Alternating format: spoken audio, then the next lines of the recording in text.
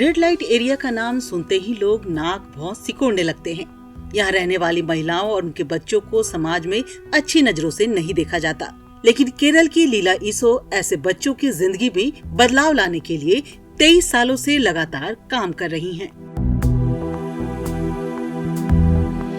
शुरुआत में 140 से ऊपर बच्चे लोग पढ़ाई करने के लिए आते थे और फिर थोड़े देर में जैसे किया है लगभग 200 बच्चे लोगों को हमने शुरुआत किया एजुकेशन में। फिर 2003 में हमने शुरुआत किया है कि रेसिडेंशियल होम। करीब 24 साल पहले लीला पढ़ाई के दौरान झारखंड से नागपुर आई, जहां रेड लाइट इलाके में यहां के बच्चों की जिंदगी को करीब से देखा। उस घटना ने उनकी जिंदगी बदल दी। पढ़ाई के बाद उन्होंने नौकरी तो शुरू की, लेकिन उसे छोड़कर वो पति के साथ नागपुर में आकर बस गयी। उन्होंने शरण स्थान नामक गैर सरकारी संस्था बनाई और तब से यहाँ के बच्चों की परवरिश का सिलसिला शुरू हो गया।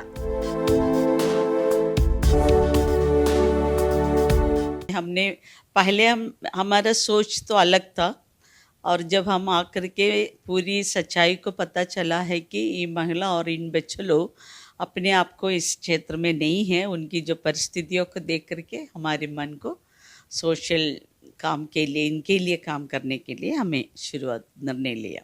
इन बच्चों के बेहतर भविष्य के लिए उन्होंने अपनी प्रॉपर्टी और गहने बेच दिए। करीब 2 दशकों में इन्होंने सैकड़ों ऐसे बच्चों को प्यार दुलार से पाला पोसा और उन्हें अपने पैरों पर खड़े करने में मदद की।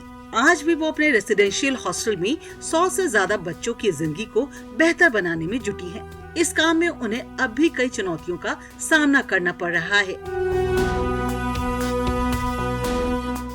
जैसे जहाँ पर हम काम कर रहे हैं वहाँ पर हमारे साथ करने वाला कोई स्टाफ लोग भी नहीं मिलते हैं हमारे लाइक माइंडेड। उधर में कोई काम करने के लिए बच्चों को, अभी उदाहरण एक पढ़ाने के लिए एक टीचर की आवश्यकता है हमारे साथ मिला करके पढ़ाने के लिए, तो वो टीचर उस इलाका में आकर के पढ़ाने के लिए अच्छे घर से एजुकेटेड कोई उधर नहीं आता था। लीला इन बच्चों की परवरिश में इतनी खो गई कि उन्हें अपनी सेहत के बारे में भी ख्याल ही नहीं रहा और वो कैंसर रोग से पीड़ित हो गई, लेकिन उन्होंने हिम्मत नहीं हारी और अब भी इन बच्चों के लिए जी रही हैं।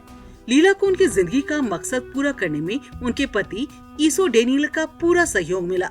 नागपुर के साथ साथ लीला पश्चिम बंगाल के आसनसोल समेत दूसरी जगहों पर भी एक्टिव हैं। Bureau report, ETV Bharat.